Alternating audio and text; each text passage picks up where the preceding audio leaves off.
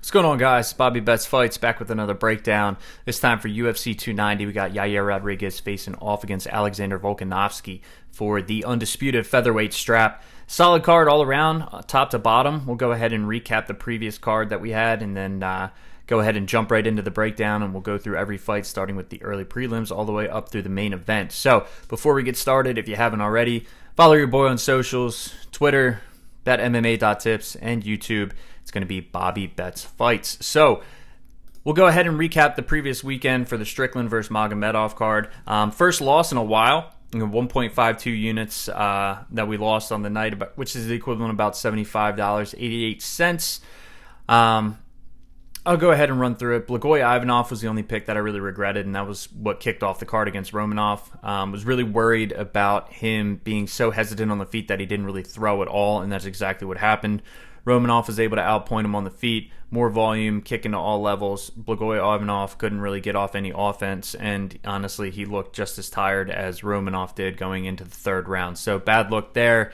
Plus 120 did not cash. That is a unit down. So Yana Santos versus Carol Hossa. Yana Santos had her clinch working in the first round, won that, and then in the second round, for about 2 minutes, she had the same game plan going and was working. Hossa was wise to it, made the adjustment, got her back off the cage, and ended up outpointing her on the feet with strikes in the second and third. Ended up being a split decision, went Hossa's way. One judge saw it for Yana Santos, but at plus 150, no regrets there. We were close. All we needed was just a little bit more clinch control time in that second round. We probably would have took it. So that was a tough one. Next fight, we had Bruno Ferreira versus Nursultan Ruzibayev. Really planted my flag on Bruno Ferreira with a 1.5 unit bet at minus 175. He ended up closing at minus 210. Really thought he had a good shot against Ruzibayev. I thought Ruzibayev would eventually go to the mat, and I think everyone was kind of overestimating Ruzibayev's jiu-jitsu. Well, the exact opposite happened. Ferreira did not look comfortable at all from the beginning of the fight. Went for a kick. Ruzibayev caught it, cracked him right down the middle with a straight right, dropped him, and ended up finishing him via KO. So that was a shock to me. Ended up losing 1.5 units there. So we beat the line, no regrets, but tough one to watch. Grant Dawson ended up saving us against Damir Ismagulov. Just absolute, utter domination on the ground. Got that body triangle and just did not let Ismagulov go anywhere for 3 rounds. 30-27, convincing decision. Cashed our plus 110 ticket there. And then Sean Strickland against Magomedov. The line moved against us. Strickland ended up closing around minus 150, so we lost 20 cents. I really thought it was going to go the other way. I thought he'd close closer to minus 200. So I got him at minus 170 for 1.5 units. And yeah, I mean, typical Sean Strickland fight. Withstood some early adversity, kept that jab pumping, stayed in his face, and Magomedov got tired. Second round, Strickland ended up finishing him off. So ended up making 0.88 units profit there. So those last 2 bets really saved us from catastrophic night. So you love to see it. Minimal losses when we lose. That's what we love. So 1.52 unit loss. Again, it's equivalent of right around rounding up $76. But we'll look to go ahead and get back in the green and make some more money on UFC 290. So I'm going to go ahead and start off with the first fight on the card and going to work our way all the way up through the main. And kicking us off, we got Kirk versus Esteban Ribovics. So in this one, Kirk opened a plus 170 dog, and he's down to plus 130. So a lot of money coming in on him, about 40 cents worth of movement. Esteban Ribovics, you can get him at minus 140 right around that spot right now as it stands. This one kind of baffled me a little bit. I thought Esteban Ribovics was going to move the other way. I really like his striking. I like his boxing combinations on the feet. He did get touched a little bit by Radzhabov and showed that, he is susceptible to the takedown. But what I really liked about him was, he struggled. He worked his way through the adversity. He got back up to his feet multiple times, and he ended up dropping Radzhabov in that second round. So he's got them heavy hands, a lot of KOs on his record, a lot of first round KOs. And Kirk, he hasn't really convinced me that he's UFC material yet. I know that he's got decent striking. He had a decent showing in the first round of his Contender Series fight against Billy Quarantillo, but ended up gassing out late and ended up getting knocked out. His first 2 UFC fights against Makwan and Amirkhani withstood the 1.5 rounds, and that's being generous that I'm giving Amirkhani for his cardio, and withstood the wrestling and ended up winning a 29-28 decision against Amirkhani. In his last time out against Damon Jackson, honestly, he didn't look that great. Damon Jackson rushing in with those flurries was able to clip Kirk a couple of times.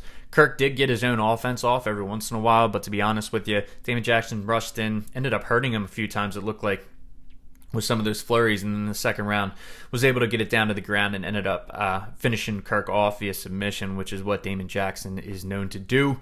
Probably why his nickname is the Leech, but it's a tough one because I like Ribovics on paper, but the line's moving the other way towards Kirk. So really, I really don't want to go against the line movement, but to be honest with you, in this one, I really do think they got it wrong. I think Ribovics has some value. I don't have a bet on it. Line movement scares me. I'd be shocked if I ended up making a play on it.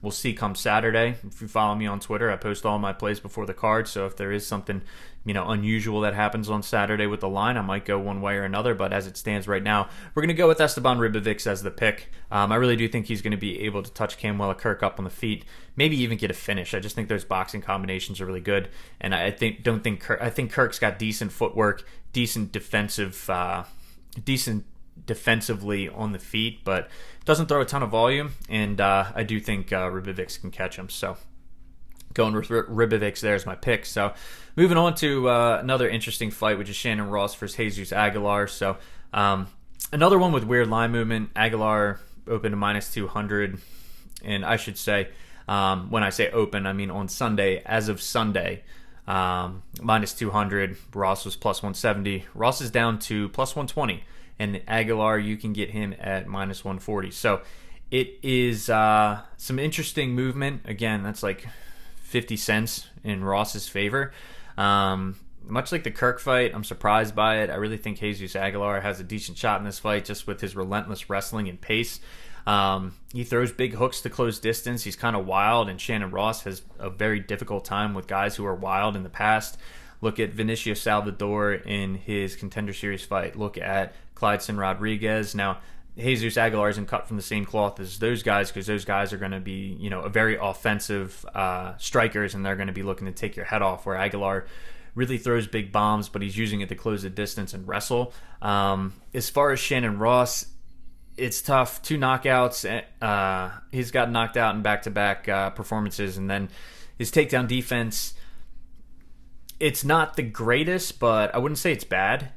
He's fought up at bantamweight and had a decent showing, with wrestling fundamentals, like grabbing that whizzer and just working his way through scrambles to get back up to his feet. It's just, I worry about Jesus Aguilar wearing on him, and I worry about that guillotine that Aguilar has, because that's his go-to. He loves it, and he kind of has these like short little T-Rex arms, which I really think when he gets around the neck, like it's really nice and tight and snug, and all he really has to do is get his hands together, and it's just like tight compression around the neck. So I really do think Aguilar has a shot on it. The line's moving the other way towards Ross, and I can kind of see why, just because Ross has an advantage on the feet. Like if it's standing for more than, let's just say if Aguilar can't get it to the ground and it stays standing, then I think Shannon Ross, could pick him apart and probably get a decision win within 3 rounds. Might even be able to drop Aguilar, who knows. But it's going to be difficult for Ross to get his hands going when Aguilar's just in his face the entire time, closing the distance with those hooks and getting those takedowns, working towards a submission. Only thing with Aguilar is he is submission over position sometimes, so if he goes for a submission, he could end up on the bottom and Ross on top, but he worked through it. Aguilar, he fought Edgar Chairez, who's also on this card, and he was actually fighting Tatsuro Taira, and Jesus Aguilar fought both of those dudes. But yeah, against Chairez, same thing. Gave up position over submission, but was able to work out of it, and then in the 5th round of that fight, ended up hitting the guillotine. Opposite happened against Taira, where he went for the guillotine early in the first and it worked against him, but Taira has next-level Brazilian Jiu-Jitsu and Shannon Ross does not. So again, I'm going to go against the line movement. I'm going to go with Jesus Aguilar. I really do think he's going to be able to work in the wrestling and get the takedowns and end up getting the win. So the pick is Aguilar. Don't have a bet on it unless something crazy happens. Then come Saturday, maybe I will have a play. But as it stands right now, just going with Aguilar, no bet. Moving on, we got Cameron Saaiman facing off against Terrence Mitchell. So in this fight, Terrence Mitchell's short notice replacement. Cameron Saaiman, just like all the other cards before him, fighting with Dricus du Plessis, his boy who he trains with. In this one, As far as Terrence Mitchell's concerned, I mean, short notice replacement. He's making his UFC debut, just like so many guys on this card. It's actually ridiculous. But Cameron Saaiman's a pretty polished athlete all around. He has good striking. He does leave himself open. He can get hit, but he's shown that he has got a pretty solid chin and can wear those shots really well. He can get taken down by guys who have a good ground game, but he's shown that he can get back up. In the Steven Kozlow fight, Kozlow was able to get him down early, but Saaiman reversing position, able to get on top. And he's just a violent dude, man. He lands heavy shots and he builds as the fight goes on. So like in the second and third round, he's just his cardio, wouldn't say it improves, but it stays the same. Where guys fall off a cliff as it gets later on in the fight, Cameron Saaiman builds. And against Mana Martinez, I mean, he beat him up. If it wasn't for a point deduction, he would have won a pretty easy decision. I don't think it would have even been close. I think there was 2 10-8 rounds in that fight as well, but he really beat up Mana Martinez, who, if anything, Mana Martinez is a solid striker, first and foremost. So Saaiman showing a good all-around game on the ground and also on the feet. Terrence Mitchell's kind of a wild card, fighting out of Alaska FC. He hasn't fought the greatest level of competition. His most recent streak, a lot of finishes, a lot of early finishes on his record. He's 15-2, but again, not the highest level of competition. Fighting at flyweight, lost to Kai Kara France, ended up getting starched. It was a 30-second knockout. That Kai Kara France was able to put him away, but you go from Kai Kara France, who's knocking on the door of a title shot, to the guys that he's been fighting up in Alaska, and it's a really tough comparison because you got starched by a guy who's really good, but then you're beaten up on the little sisters of the poor. So where do you really fall? Like, how good are you? So I think Saaiman will be a good test for that. As far as the line's concerned, Saaiman opened minus 390. He's now like a minus 500 favorite, 5-1 favorite. Terrence Mitchell probably somewhere in the plus 400 range. Haven't really checked because I really do think that Cameron Saaiman's going to roll right through him. I think Mitchell has a shot in the first round because he throws he looks to finish the fight. He throws wild hooks. He's got good kicks. He's got a really good head kick. And on the ground, I mean, he just kind of... This is more of a negative than a positive. I mean, he hunts the submission, but he'll go ahead and grab a choke without hooks in. Like, he makes those mistakes where, he needs to, instead of securing the position, he's going to go for it. And Cameron Saaiman's not going to get choked out by a no-hook rear naked choke or what have you. I mean, this is a guy who has shown that he can grapple with some of the best, and he can get out of those bad positions even if he does end up on his back. Even get a reversal, and if he's on top of you doing the ground and pound, I mean, he's going to cut you open and he's going to punish you. So I got Cameron Saaiman by finish. I think he's going to do it within the distance, and I think it's probably going to be in the second or third round. I think Terrence Mitchell might be able to survive the first, but Saaiman, like I said, builds, and I think he's going to finish him off. I'd be surprised if this fight got to the third round. So going with Cameron Saaiman. Line's unplayable, might be a prop bet, but I really don't think that's...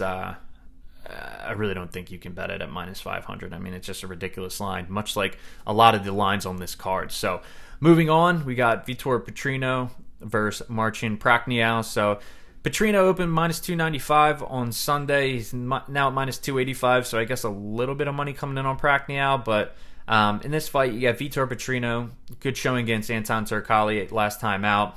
I know it was kind of a sloppy fight because they both gassed, but he threw a lot of big bombs, and there was a lot of fight-ending sequences that he thought he was going to get the finish, but they ended up grappling for a good portion of the fight, and Vitor Petrino ended up winning. But in this fight against Prachnio, I mean, Prachnio really isn't going to be looking to bring it to the ground. He's going to keep it standing, and the thing about Prachnio really is I don't think he really trusts his hands at this stage in his career. Against William Knight, who was a big power puncher, I mean, he really just kicked his legs the entire time and didn't really throw that much, even though Knight wasn't really throwing anything back his way. So I think he's pretty hesitant on the feet, and I think Vitor Petrino is pretty confident in himself and confident in that power because he's put away pretty much, I think up until the Turkalj fight, he put away everyone except for one other person. He's got a ton of pop in his hands. And I think Petrino's got this one pretty handedly. I don't think Martin Prachnio, I think he's going to use his footwork and try to work around the cage, throw those kicks and kind of score, but he's eventually going to get caught. And we've seen Prachnio go down. Sam Alvey knocked him out while he was rushing forward. And he's been finished 3 times in the UFC outside of that. And Khalil Roundtree, if he was a little bit more aggressive, if he was the Khalil Roundtree that is now, fighting Prachnio in their fight, he would have finished him because he had him hurt a couple of times and just didn't hunt it. I think Vitor Petrino is going to crack him. I don't know if it's going to be early. It might be in the second round, might be in the third round, but until then, he's going to be landing the harder shots, and I think he's going to find Prachnio's chin. So I got Vitor Petrino as the pick, and I also got him as a parlay piece, parlayed with Jalen Turner, who we'll talk about later on in this card. But moving on, we got Tatsuro Taira versus Edgar Chairez. So Chairez, a last-second replacement on this card, against Tatsuro Taira because the opponent had dropped out. As far as this fight's concerned, I really do like Chairez. I think he had a good showing against Clayton Carpenter in his Dana White Contender Series fight. Threw a lot of volume in the first and just couldn't keep that pace for 3 rounds. Carpenter ended up getting him down to the ground. Had some good ground and pound, won a 29-28 decision. But a tough one for Chairez, who showed that he can really strike. I really do like him on the feet. And Taira, just a jiu-jitsu ace. All around great game. Has fought some solid competition outside of the UFC, and coming in, he's done everything that he should. Decision win against Candelario, but really he dominated that entire fight. And then a win over Vergara, and then most recently, his last time out, another short notice replacement finish in the first round against Jesus Aguilar. So in this fight, I think the line's ridiculous. I think minus 1,200 for Taira is absurd. He was literally like minus 250 against Candelario 3 fights ago. And Chairez is a tough dude from Mexico. Like I said, I think Chairez is going to be able to get off some of his offense. Taira is going to be spamming those takedowns early, trying to get in on those double legs or trying to work his way to the back and get him down to the ground. I think he should have success. It's going to be tough for Chairez in his first fight to fight someone who's so good on the ground. Chairez is no slouch on the ground himself. I mean, he's got a lot of submission wins on his record. It's just against a guy like Taira who's just so dominant and dominant from the top position. I just don't see him being able to win the fight. So I'm going to go with the clear favorite, Tatsuro Taira, but I am intrigued to see what Edgar Chairez is going to be able to do in the flyweight division after this fight, and see if he can kind of work his way up and have some exciting fights as well. Next fight, we got Jimmy the Brute Crute facing off against Alonzo Menifield in the rematch. As it stands right now with the line, Jimmy Crute gaining a little bit of momentum at minus 130. Alonzo Menifield on the comeback plus 110. Line opened at a pick'em, so a little bit of money coming in on Jimmy Crute right there. So this is an interesting one because they fought before, and I think Alonzo Menifield, if there's a different referee, I think he wins the fight. I mean, he did pretty much everything he could to get Jimmy Crute out of there, and the referee gave Jimmy Crute ample opportunities, probably more than he should, to get back into the fight, and he did. Alonzo Menifield ended up gassing out because of those fight-ending sequences in the first and in the second round, and he just didn't have anything left in the tank. Jimmy Crute, to his credit, fought back, was able to work in the grappling in the second and in the third, and because of an Alonzo Menifield fence grab, this fight ended up going to a draw. So in this one, I think it's still going to be razor close. When you look at it for Crute, I think he's the one that has easily adapt his game plan based off the information that he's able to download from the previous fight. Because if you look at it for Crute, he rushed in there like he normally does with his chin up and just absolutely no striking defense. And Alonzo Menifield, to his credit, he does have good takedown defense, especially when he's got gas in the tank. So he's able to defend the takedowns early, and Crute, being the horrific defensive strike, having the horrific I can't even talk today, man. Having the horrible striking defense that he does, got clipped, and then it was all downhill from there until it wasn't, because Alonzo Menifield got tired. But in this one, I mean, if you're Crute, you gotta be smarter, and you gotta understand what Menifield's trying to do, right? He can pump the jab, he can rush in with those combinations, and he's very quick and he's very athletic when he has gas. Jimmy Crute definitely has the grappling upside, but Alonzo Menifield has good takedown defense. Jimmy Crute, it's not going to be the first one, it's not going to be the second one, it's going to be the third, fourth, and fifth attempts to get a Menifield down that he's going to get it, and he's got to use that gas tank that he has, because I know Jimmy Crute has a motor. You know, you saw it in his previous fights, especially against Paul Craig, where he just had grappling sequence after grappling sequence for for 3 rounds and ended up getting the finish late. He absolutely can do that. He just can't play around on the feet. He's got to be smart defensively, and he's got to understand that Menifield has a ton of pop in his hands, and if he gets caught, most likely he's going to lose this fight this time around. Alonzo Menifield, on the other hand, I mean, he's going to just have to do this. He's got the same game plan. He's going to have to defend the takedowns and hope that Crute makes a mistake. And when he does, he's got to capitalize with his fists. And he's going to have to put Crute out. In this one, I still think it's razor close, and it's a tough one to really, really give a pick on. But with the line movement going in Crute's favor, I'm going to go with Crute. And I actually do have a play on him at minus 118 that I got in a couple of days ago. It scares me, but I got to trust the line movement on this one, and I saw it going downhill to Jimmy Crute. He's gotten up as high as minus 135, so I think some additional steam coming in on him make me feel a little bit better about the pick. I was on Menifield previously at plus 157 in the past fight. Obviously got good value there, but like I said, I think Jimmy Crute can adapt his game plan, whereas Alonzo Menifield's going to stick with the same one. So I'm going to go with Crute here as my pick. At this point in time, not that confident, even though I got a play on it, but that's what we're going to go with. Jimmy Crute, minus 118 for 1 unit. Moving on, we got Yasmin Jauregi facing off against Denise Gomes. So in this one, as it stands right now, Jauregi is a minus 375 favorite and Denise Gomes is plus 285. You could have got Denise Gomes at right around plus 350. Jauregi was somewhere in the minus 450 range. And a lot of money came in on Denise Gomes, and in my opinion, rightfully so, especially after her last performance where she was a big underdog against Bruna Brazil. Absolutely showed that she can just bully her opponent, and ended up getting the finish in the second round via a nasty hook. Threw a left hook to the body and then a right hook upstairs, floored her, and then finished her with ground and pound. Yasmin Jauregi is a dog in her own right. She got dropped by Estela Nunes in the first round in her previous fight. Shook it off. You could tell she was visibly upset that she even got touched that hard, and just came back throwing just punches and bunches and ended up dropping and hurting Estela Nunes and then finished her with ground and pound. So both these girls, as they say, had that dog in them. That's for sure.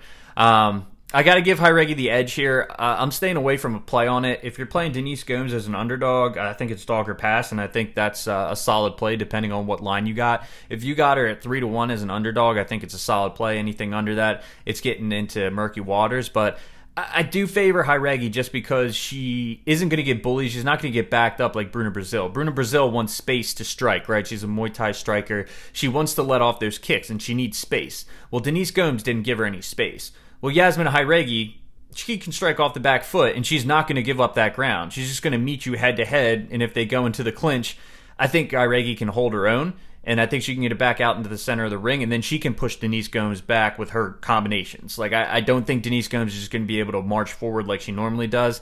I think Jauregi's not going to let her bully her like that. And so I think the combinations with the punches, maybe even mix in some wrestling to wear on Gomes. I think Gomes is going to be around and very live in the third round, but I think Jauregi just has, she's got the heart that you need to beat a Denise Gomes who's going to come at you, similar to like a Jessica Andrade with heavy hands. Not the best technique, but she's going to try to bully you, and I think Jauregi can take it. So I'm going to go with Jauregi as my pick. I don't have a play on it because the line's so crazy that it's definitely dog or pass. Moving on, we got Robbie Lawler facing off against Nico Price in our prelim main event leading up into the pay-per-view card. So, Robbie Lawler, it's his retirement fight. Currently, as it stands right now, you can get him at plus 200. He opened as a plus 225 dog, so some money coming in on him. Nico Price, as it stands right now, you can get him at minus 240. He was in the minus 260, minus 265 range when it opened on Sunday. So, when we talk through this matchup, I don't think Nico Price in any fight should be this big of a favorite. I think it's absolutely wild. You go back and watch his fights. I mean, you look at the Pereira fight, and you look at the Phil Rowe fight, his two most recent performances. I mean, the first 2 rounds, I think people mistake his pressure for like success because he throws these wild shots, and he doesn't throw them hard. Like, he does not have fast hands. He has very slow hands. And he does a lot of work in the clinch, and his whole game is to try to wear you down and win the fight in the third round. It's 1 and 2, I don't think he has much to offer, and he leaves himself so open to getting clipped. Like, Phil Rowe rocked him in that fight. Michel Pereira rocked him in that fight. The only difference is with Nico Price, like, his X factor is he's so tough to put away, and he's dangerous when he's hurt and when you think you're in an advantageous position. I mean, he's the guy that's got, a hammer fist knockout of Randy Brown off of his back. He's got an up kick knockout, I think, of James Vick. And that's when you think you have it in the bag, Nico Price just pulls a rabbit out of his hat and ends up, he's just dangerous in spots where he shouldn't be dangerous. So in this matchup, though, I mean, Robbie Lawler had a lot of success against Brian Barberena. Arguably, if he didn't get rocked at the end of the second round and finish, he could have been up 2018 going into the third.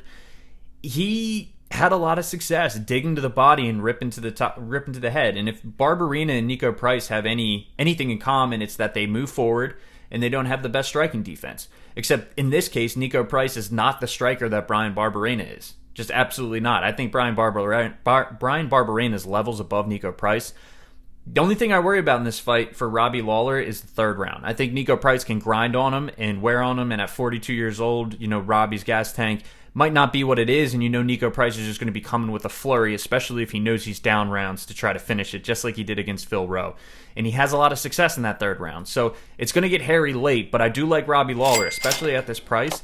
I got him at plus 220. He's at plus 200 right now. I think he absolutely is live for a finish, despite what the books are saying. I think if he cracks Nico Price and follows up, especially early when he's fresh, he absolutely could get him out of there. It's his retirement fight. I mean, normally those don't go too well for guys in the UFC these days, but I'm hoping Robbie can go out with a bang. So my pick is Robbie Lawler, and I got a play on him at plus 220 for 1. Leading off the main card, we got a fight between the highly touted prospect, Bo Nickel, facing off against the undefeated prospect, Val Woodburn. Short notice replacement for Tresean Gore, who ended up dropping out of this fight.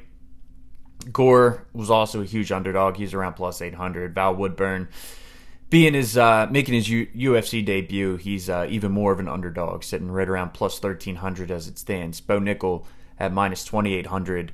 If that stands, he will be the biggest favorite in UFC betting history. And I mean, it's kind of warranted, but not really. I mean, minus 2,800 is ridiculous, but at the same time, there really isn't much value on Val Woodburn's side. Outside of a first-round knockout with Woodburn, you go back and watch the film on him, he spends a lot of time in the clinch. He does throw big shots to close the distance, a lot of big hooks. He's got power in his hands. He does have that knockout power. Kind of smaller in stature for a middleweight. Kind of short, but at the same time, he does look pretty muscular. And like I said, handled in the clinch. He is pretty good in the clinch. You can see that he's got that raw strength that you need. But going up against Bo Nickel, who is an NCAA wrestling multi-time champion, it's really tough to say that Woodburn's going to have much success. I mean, Nickel can shoot really at any point in time.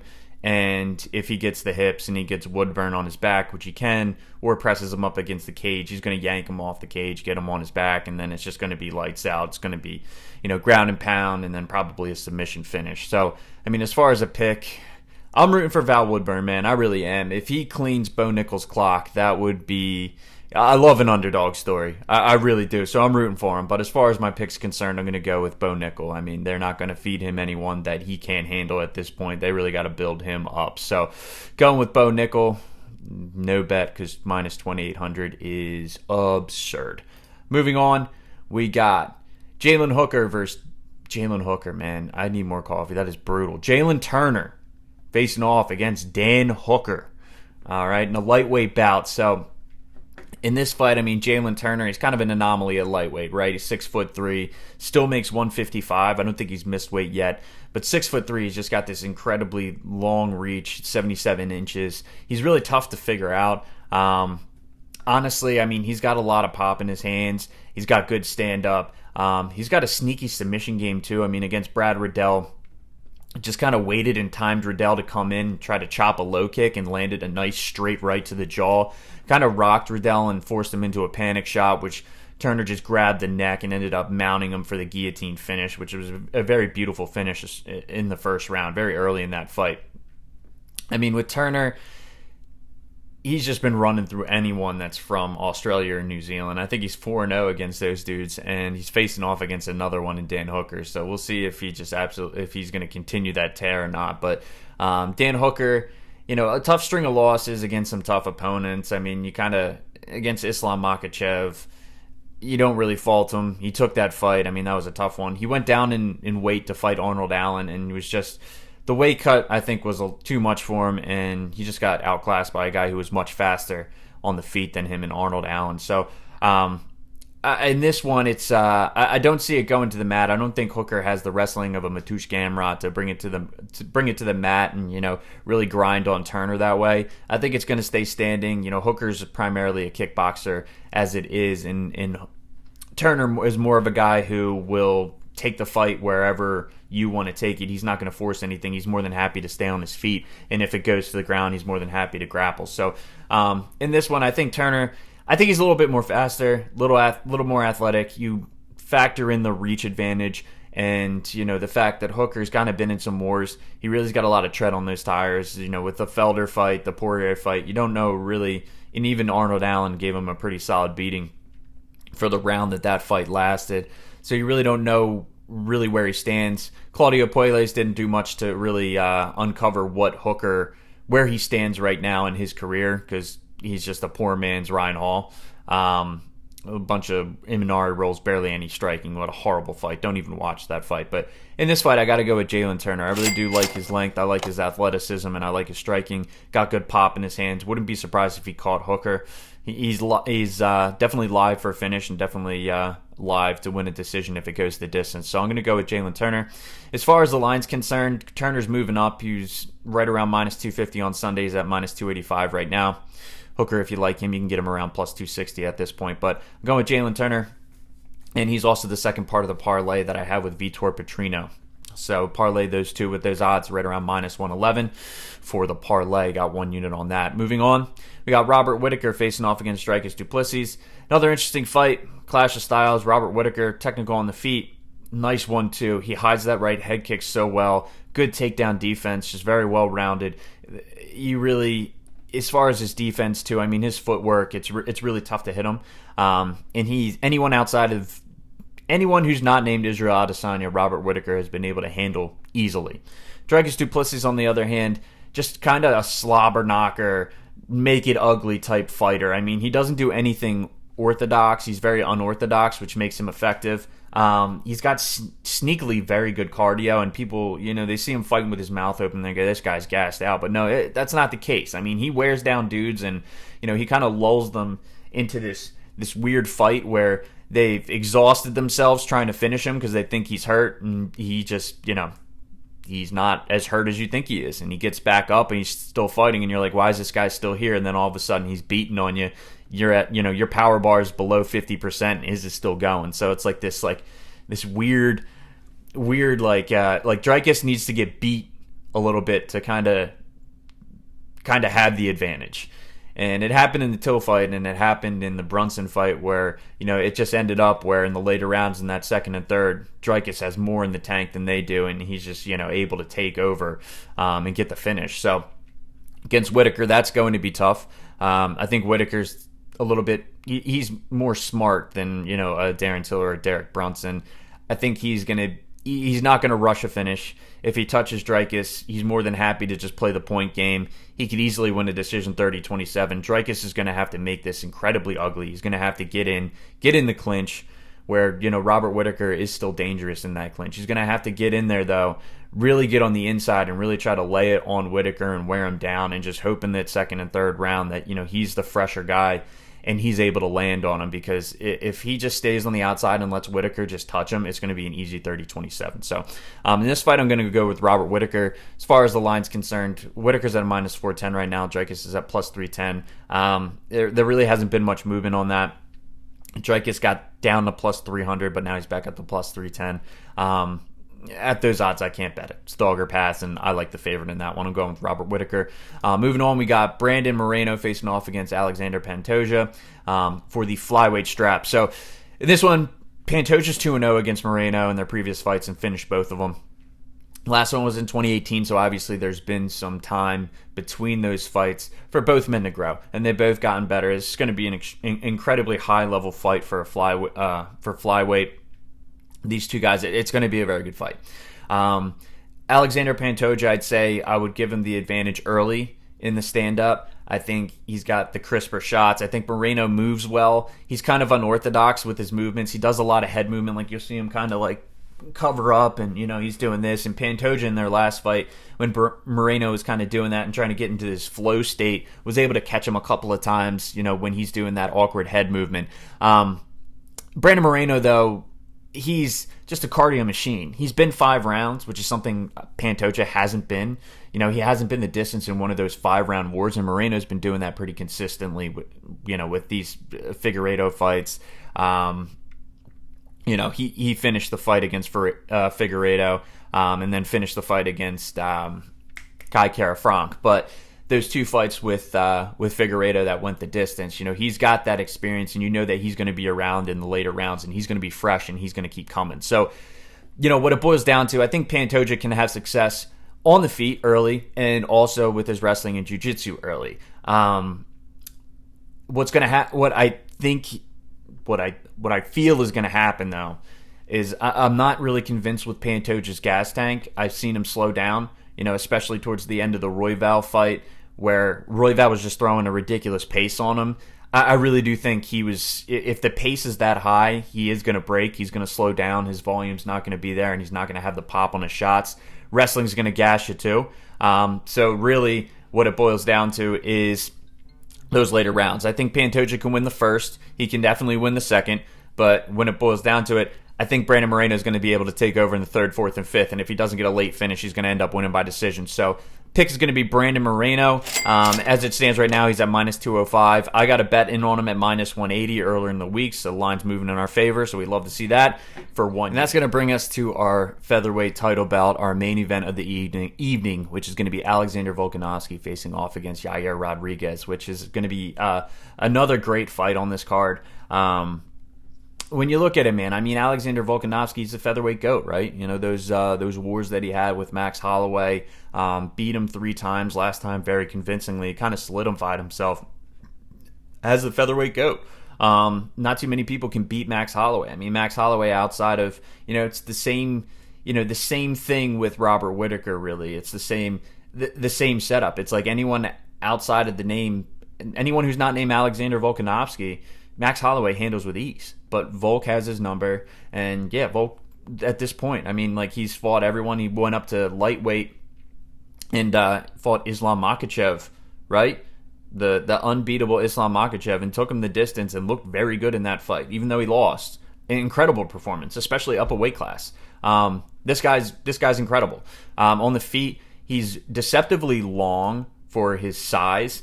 He's got a pretty long reach for a guy who's only 5'6". It's about 72 inches. And I think that really, really plays in his favor, because a lot of the times he's punching up guys that are taller than him, and they don't expect him to reach the chin when he does. He's also incredibly fast.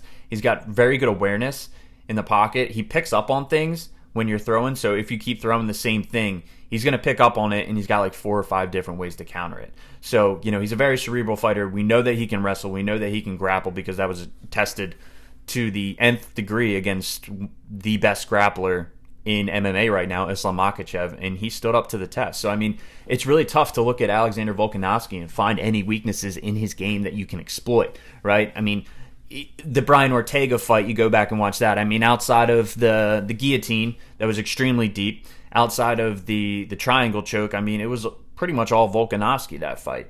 And he got out of those 2 submissions. I mean, that was as deep as a guillotine, mounted guillotine, as you'll ever see, and he was still able to get out of it. I mean, he's got great resolve, and that's why, as much praise as I want to give Yair Rodriguez, because he's a phenomenal fighter, right? His last fight against Josh Emmett, he really just solidified that, he is a dude. Went out against a guy who had incredible power, outclassed him on the feet, and then ended up getting, just to switch it up, ends up grabbing a triangle choke finish. to finish it off and win the interim belt. And then you go back and look at his fight against Holloway. I mean, even though Holloway won that fight, because Jair, if there's one thing, he is very hittable. But Jair had a good showing in that fight, incredible resolve, incredible toughness, and landed his own shots in a back-and-forth war where both guys took some decent damage. And you don't really get off much on Max Holloway as far as significant strikes and, stuff that does damage. And Jair was able to do that. So, that's why I think this is probably the most formidable matchup for Alexander Volkanovski at this point. Jair, very creative with his strikes, up elbow finish against TKZ in the last second of that fight. Incredible. You don't see that strike land often, and he lands it pretty frequently. Spinning attacks, he mixes up all of his weapons, elbows, knees, punches, and he does it in such a incredibly, not even awkward, just like unorthodox but beautiful manner. Just he flows, man. It's great. So in this matchup, though, I gotta side with Alexander Volkanovski because I think Jair is hittable and Volk is just too smart, too technical, and too aware of what's coming at him to get caught by something by Jair. If Jair can clip him early and hurt Volk and get some respect, then I think we got a war for the next couple of rounds, and it's going to be a close decision. But if not, I think Volkanovski can absolutely win this fight. So, the line's pretty cooked. It's moving in Jair's favor. Jair was in the plus 300 range. He's plus 285 now.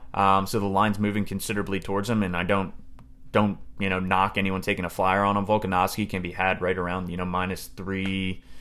Probably like minus 320 at this point. But still, it's a little too cooked for me. My pick's going to be Volkanovski. Can't go against the champ, the undisputed champ. Well, was undisputed champ. Now there's an interim champ, so he's not undisputed. So we will resolve that in this fight, though. I'm going with Volkanovski. That's my pick. That'll do it for the breakdown, guys. A little bit more long-winded than I would like, but 14 fights, it's a lot to talk through. Make sure you follow me on the socials, Twitter, YouTube, betmma.tips. And yeah, looking forward to this card, UFC 290. Let's cash our bets, make some money, and then we can talk about it next week. Bobby Betts, signing off.